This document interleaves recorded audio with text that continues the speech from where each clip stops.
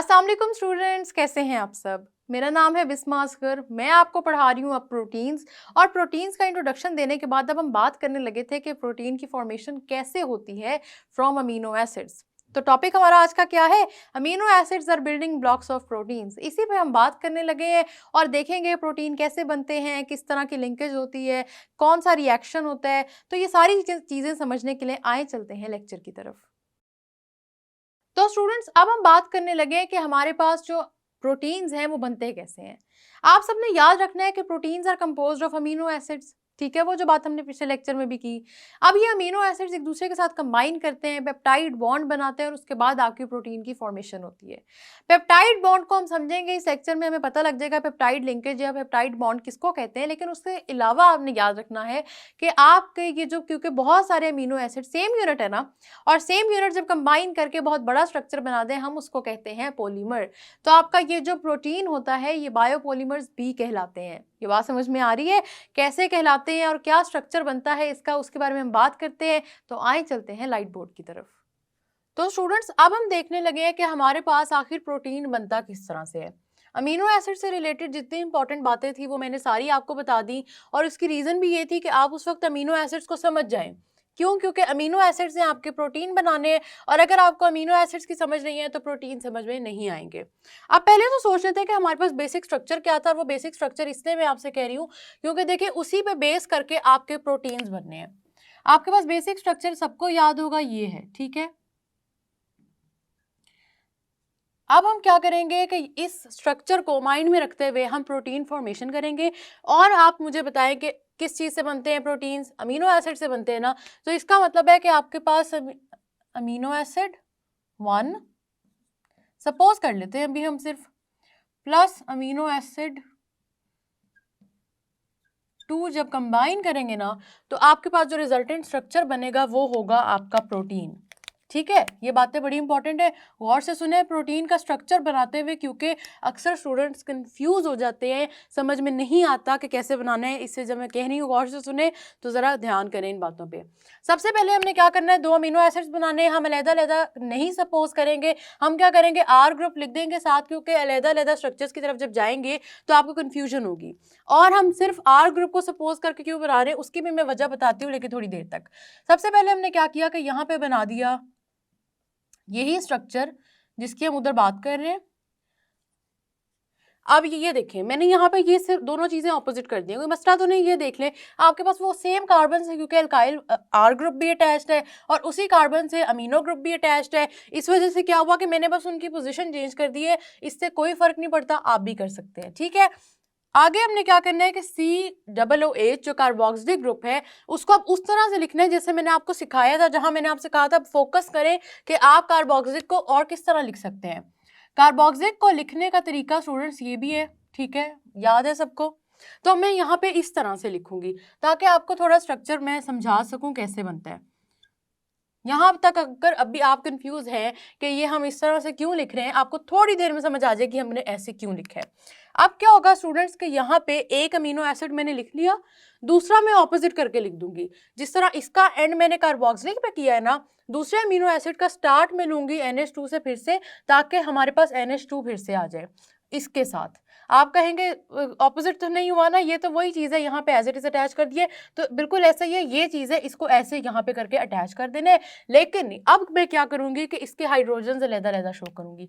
जिस तरह मैंने यहाँ पे पहले बनाया हाइड्रोजन, फिर आ गया नाइट्रोजन एंड देन हाइड्रोजन। ठीक है, इसकी भी वजह थोड़ी देर में आपको पता लग जाएगी, लेकिन जिस तरह मैं बना रही हूँ गौर से सुनते जाएं। बाकी आपका स्ट्रक्चर एज इट इज रहेगा, सेम बनेगा, और आपके पास इस तरह से पूरा अमीनो एसिड का जो बिल्कुल जनरल स्ट्रक्चर है वो बन गया। ठीक है, अब आपके पास प्रोटीन कैसे बनेगा उस बात को गौर से सुनते जाएं। देखिए स्टूडेंट, सबसे पहले आपने याद रखना है कि ये जो आपके पास रिएक्शन हो रहा है ना, इसमें इन दोनों अमीनो एसिड्स के दरमियान में बॉन्ड बनेगा। ठीक है, क्योंकि आपका प्रोटीन बहुत ही बड़ा स्ट्रक्चर होता है और बहुत सारे अमीनो एसिड्स जुड़े होते हैं। इसका मतलब है कि इन दोनों चीज़ों से कोई अलग-अलग प्रोडक्ट्स नहीं निकलेंगे, बल्कि ये दोनों चीज़ें एक दूसरे के साथ कंबाइन कर जाएंगी। ये बात समझ में आ रही है? ठीक है, तो अब क्या होगा कि यहाँ पे आपके इस अमीनो एसिड 1 का ये जो कार्बोक्सिलिक का OH है ये, और दूसरे अमीनो एसिड का NH2 का हाइड्रोजन, समझ आएगी बात। अब हाइड्रोजन और OH देखते ही माइंड में क्या आया, वाटर आया कि नहीं आया, क्योंकि वाटर हाइड्रोजन हो हाइड्रोक्सिल हो वाटर ना निकले ऐसा तो हो नहीं सकता। ठीक है, तो क्या हुआ कि मैंने एक अमीनो एसिड का हाइड्रोक्सिल ग्रुप ले लिया जो कार्बोक्सिलिक फंक्शनल ग्रुप के साथ अटैच्ड है। ठीक है, ये कार्बोक्सिलिक फंक्शनल ग्रुप है, उसके साथ OH अटैच था, ये एक हो गया। दूसरे अमीनो एसिड का अमाइनो ग्रुप का, जो अमीनो ग्रुप का आपका हाइड्रोजन है, उसको मैंने ले लिया। ठीक है, इससे बन गया वाटर। अब स्टूडेंट्स यहाँ पे वाटर निकल गया, OH निकल गया, हाइड्रोजन निकल गया, बाकी जो आपके पास स्ट्रक्चर रह गया है ना, सबने याद रखना है कि इन दो, अब इसके दरमियान में और इसके दरमियान में लिंक बन जाएगा। बात समझ में आ रही है कैसे लिंकेज हो रही है कि दरमियान से, क्योंकि आपके 2-3 एटम्स तो निकल गए, उनके निकलने के बाद जो पूरा स्ट्रक्चर पीछे रह गए वो आपस में एक दूसरे के साथ जुड़ जाएंगे। किस तरह से जुड़ेंगे, पूरा स्ट्रक्चर जरा दोबारा मैं बनाऊंगी, गौर से देखिए। सबसे पहले NH2 है, NH2 हम एज इट इज लिख देंगे। उसके बाद हमारे पास ये CH है, इसके साथ R group as it is. ठीक है, फिर हमारे पास आ गया कार्बोक्सिलिक ग्रुप, कार्बोक्सिलिक का कार्बोनाइल लिख दिया, OH तो रिमूव हो चुका था, तो आगे हमने नाइट्रोजन से बात शुरू कर दी, क्योंकि OH रिमूव हो गया, हाइड्रोजन रिमूव हो गया, तो नाइट्रोजन लिख देंगे यहाँ पे। नाइट्रोजन का जो हाइड्रोजन है वो एज इट इज आ जाएगा, एक क्योंकि निकले, दोनों हाइड्रोजन तो निकले नहीं है। आगे आप देख लें यहाँ पे CH R, ये एज इट इज अटैच कर देना है और इस तरह से आपके पास बाकी पूरा स्ट्रक्चर आ जाएगा। ये बात समझ में आई। अब ये है आपका प्रोटीन, देख ले दोनों अमीनो एसिड्स कंबाइन कर गए हैं। किस तरह से कंबाइन किए हैं, इधर से वाटर निकल गया, वाटर निकल गया तो इन्होंने कंबाइन किया। साथ में आप याद रख लें, यहाँ पे बेशक आप चाहें तो वाटर लिख दें। ठीक है, और जिस भी प्रोसेस में वाटर एक्सपेल होता है उसको हम वैसे भी डिहाइड्रेशन का प्रोसेस कहते हैं। तो ये बात आप इसको ये भी कह सकते हैं कि ये हमारे पास जो प्रोसेस है ये डिहाइड्रेशन का प्रोसेस है। ठीक है स्टूडेंट्स, ये बात समझ में आ गई। अब गौर करने वाली चीज़ है कि आपके पास, मैंने बार बार अगर अमीनो एसिड के स्ट्रक्चर की बात की तो मैंने क्यों कहा कार्बोक्सिलिक ग्रुप को इस तरह से लिखें। देखें स्टूडेंट्स, आपके पास अब हम बात करेंगे कि बॉन्ड बना किधर से है, कहाँ से बॉन्ड फॉर्मेशन हुई तो प्रोटीन बना। आप देख लें, कार्बोक्सिलिक का ये C डबल बॉन्ड O था और दूसरे अमीनो एसिड का नाइट्रोजन था। इसका मतलब है ये है वो पोर्शन आपके पास जहां से बॉन्ड फॉर्मेशन हुई है। ठीक है, ये है वो पूरा पोर्शन, ये वो चीजें हैं जो आपस में क्योंकि कंबाइन कर गई, आपके पास बॉन्ड फॉर्मेशन हो गई। ये वाला पोर्शन याद रखने वाला क्यों है, क्योंकि स्टूडेंट्स यही वो पोर्शन है जहां पे आपका बॉन्ड बना है, जिसको हमने क्या नाम देना है, हमने इसको कहना है पेप्टाइड लिंकेज। गौर से नाम सुने, समझे इसको, मुश्किल चीजें नहीं है, बहुत आसान है। पेप्टाइड लिंकेज इसको कह देंगे। फिर से कंपैरिजन करके बता देती हूँ, कार्बोहाइड्रेट्स की जब बात की थी तो हमने बॉन्ड फॉर्मेशन में क्या कहा था, ग्लाइकोसिडिक बॉन्ड। लेकिन क्योंकि आपके सिलेबस का पार्ट नहीं था कि ग्लाइकोसिडिक बॉन्ड किस तरह से बनता है, इससे वो मैंने आपको नहीं बना के दिखाया था। लेकिन हमारे सिलेबस का पार्ट ये ज़रूर है कि पेप्टाइड लिंकेज किस तरह से बनता है, इसलिए ये मैं आपको बता रही हूँ कि कहाँ से कैसे बना है। अब स्टूडेंट्स, अगर मैं इस तरह से करती कि यहाँ पे C डबल बॉन्ड O अलहदा करने के बजाय COOH लिख देती तो आपको कभी समझ में ना आता कि आपका पेप्टाइड लिंकेज कहाँ से बन रहा है। ठीक है, किस तरह से मैं करती है, अगर देखें इसी स्ट्रक्चर को दोबारा से देख ले, पूरा मैं यहाँ लिख दूं NH2 CH COOH, यहाँ पे आ गया R। ठीक है, दूसरा अब मैं लिख देती हूँ, दूसरा एज इट इज आ जाएगा। जो ऊपर मैंने लिखा है मैं उसी चीज़ को रिपीट कर रही हूँ, लेकिन अब मैं क्या कर रही हूँ, आपको बता रही हूँ कि मैंने बार बार कार्बोनाइल ग्रुप पे फोकस क्यों किया। और मैं चाहती हूँ कि जब आप ये स्ट्रक्चर बनाएं आप भी कार्बोनाइल ग्रुप को इस तरह अलहदा लिखें और फिर उस पर फोकस करें। कार्बोनाइल ग्रुप कौन सा होता है, कार्बन डबल बॉन्ड ऑक्सीजन को कार्बोनाइल ग्रुप कहते हैं। ठीक है, ये बात याद रखनी है। अच्छा, अब यहाँ पे अगर स्ट्रक्चर बनता है, ये OH निकल गया, सारी बात हो गई, ये बातें तो ठीक है, लेकिन NH2 CH CO और आगे आपके पास क्या आ जाता है, सॉरी नाइट्रोजन, हाइड्रोजन आ गई। ठीक है, बाकी स्ट्रक्चर अब आपका एज इट इज है। ठीक है, अब अगर मैं आपसे कहती कि ये आपका पेप्टाइड लिंकेज है, लेकिन पेप्टाइड लिंकेज किस तरह से बन रहा है उसको स्पेसिफाई करें। या मैं आपसे कहती कि आपके पास स्टूडेंट्स पेप्टाइड लिंकेज जिस तरह हमारी बुक में लिखा हुआ है, हमें बताया गया है कि पेप्टाइड लिंकेज ये इसको कहते हैं, तो आप मुझे बताएं कि क्या आप इस पेप्टाइड लिंकेज को इस रिएक्शन से आइडेंटिफाई कर सकते हैं। मुश्किल हो जाता, क्योंकि आपको ये बात समझ में ना आती कि आखिर ये कार्बन डबल बॉन्ड ऑक्सीजन आया कहाँ से है। ये आपके इस कार्बन से आया है जो कि एल्काइल ग्रुप से अटैच्ड है, या आपके इस कार्बन से आया है जो कि कार्बोक्सिलिक ग्रुप है। तो ये बात समझ में आ रही है कि ये हमारे पास किस तरह से फॉर्मेशन हुई है। इसको स्टूडेंट्स कहते हैं पेप्टाइड लिंकेज। पेप्टाइड लिंकेज का पेपर में एमसीक्यू जब आता है ना तो पूछा जाता है पेप्टाइड लिंकेज की क्या निशानी है। तो आपने याद रखना है सी डबल बॉन्ड ऑक्सीजन और साथ में नाइट्रोजन हाइड्रोजन, ये आपका पेप्टाइड लिंकेज है। ये बॉन्ड फॉर्म होगा और फिर आपके पास बहुत बड़ा प्रोटीन मॉलिक्यूल बनेगा। अब क्या होता है पेप्टाइड लिंकेज, यहाँ पे तो हमने एक बनाया है, लेकिन क्योंकि बहुत सारे अमीनो एसिड्स एक दूसरे के साथ रिएक्ट करते हैं तो बहुत सारे पेप्टाइड लिंकेज बनते होंगे। यहाँ पे हो सकता है मैं 2 के बजाय 3 लिख देती है अमीनो एसिड, फिर आपके पास एक और अमीनो एसिड होता तो क्या बॉन्ड एक और ना बनता। इस तरह करते करते स्टूडेंट्स जितने पेप्टाइड बॉन्ड्स बढ़ते जाते हैं उसके साथ वही नंबर अटैच होता जाता है। जैसे कि आपके पास यहाँ पे डाईपेप्टाइड हो सकता है, ठीक है, ट्राईपेप्टाइड हो सकता है, एंड दिस कॉन्टिन्यूज, ठीक है। ये बात आप सबने याद रखनी है कि ये चीज़ कॉन्टिन्यू करेगी। उसके बाद किस तरह कॉन्टिन्यू करेगी, किस बेसिस पे कॉन्टिन्यू करेगी कि आपके पास अमीनो एसिड्स का नंबर बहुत ज़्यादा होता है। अब आपको मैंने बहुत सिंपल सिर्फ 2 अमीनो एसिड ड्रॉ करके आपको बताया कि प्रोटीन ने किस तरह बनना है। तो हमें क्या चीज़ समझ आ गई कि हमारा जो अमीनो एसिड से प्रोटीन बनेगा ना उसके अंदर ये वाला पोर्शन लाजमी होगा जिसको हमने पेप्टाइड लिंकेज कहा है, जिसके फॉर्मेशन की वजह से हमारे पास ये वाटर निकला है। तो ये वाली इंपॉर्टेंट चीज़ है कि जब भी आपकी बॉडी प्रोटीन को मैन्युफैक्चर करेगी तो आपने याद रखना है कि उसको डिहाइड्रेशन का प्रोसेस कहते हैं, और साथ ही साथ आपने ये भी याद रखना है कि इस डिहाइड्रेशन के प्रोसेस के बाद आपके पास यहाँ पे पेप्टाइड लिंकेज बन जाता है। ठीक है, ये तो हो गई 2-4 नई बातें। थोड़ा सा पुरानी बातों को रिवाइज करते हैं। और मैंने आपको बताया था कि हमेशा जब भी आप मैक्रोमोलिक्यूल्स को हाइड्रोलाइज करते हैं तो माइक्रोमोलिक्यूल्स बनते हैं।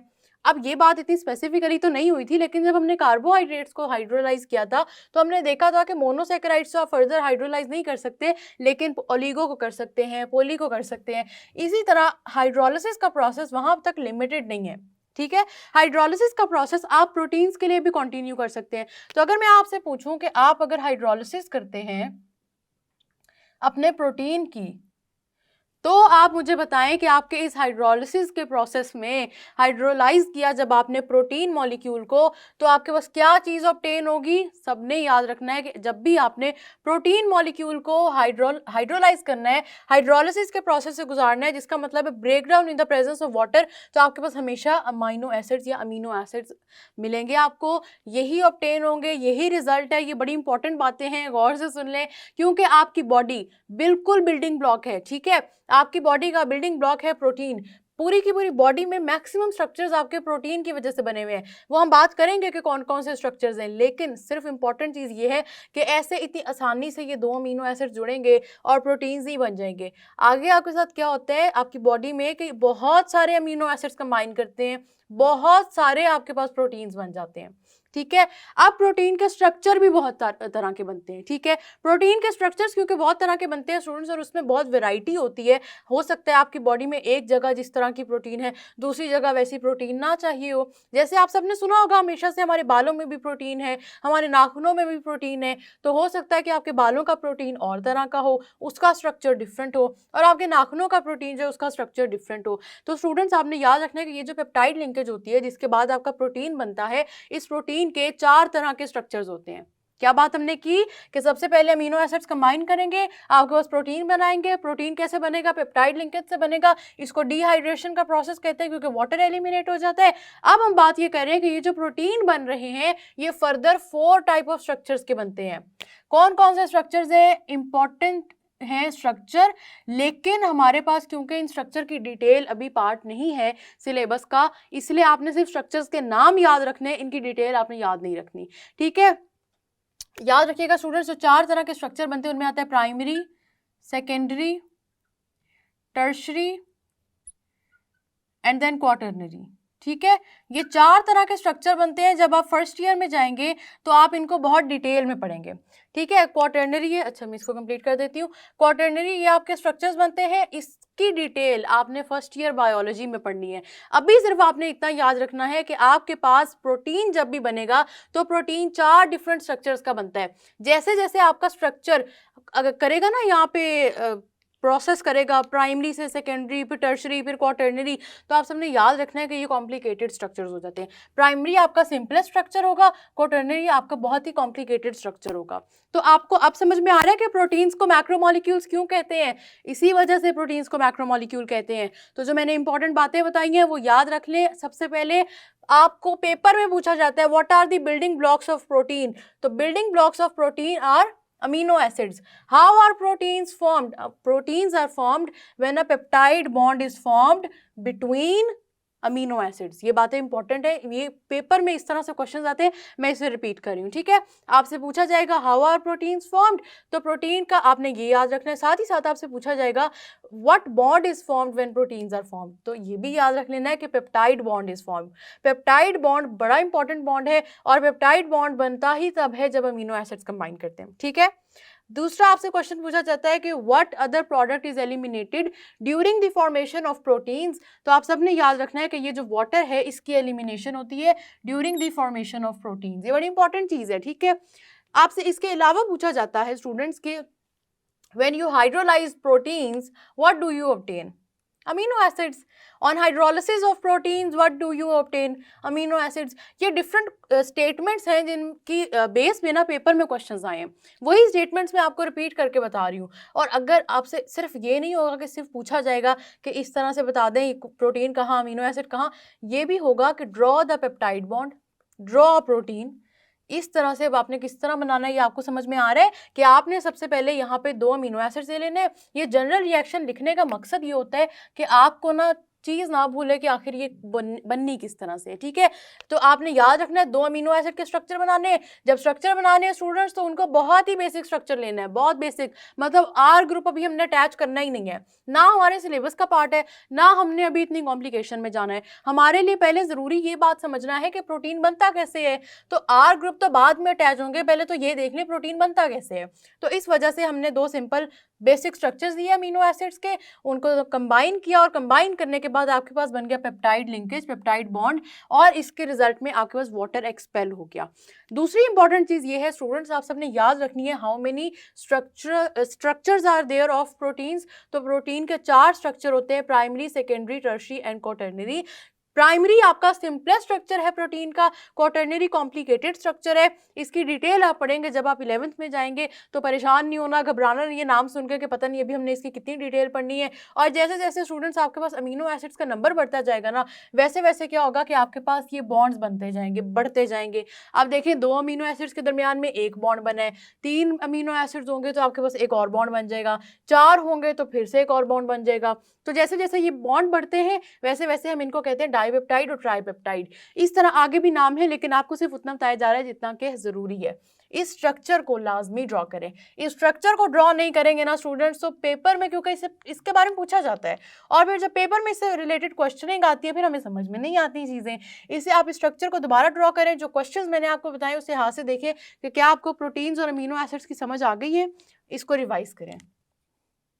तो जो मैंने आपको बताया है ना स्ट्रक्चर, उसकी प्रैक्टिस के बगैर वो नहीं याद होगा, आपको प्रैक्टिस करनी पड़ेगी। केमिस्ट्री के रिएक्शंस हों और प्रैक्टिस के बगैर समझ आ जाए ऐसा नहीं हो सकता। कॉन्सेप्ट आपको समझ आ गया होगा वो मुझे यकीन है, लेकिन अब आपका काम ये है कि आप इनकी प्रैक्टिस करें।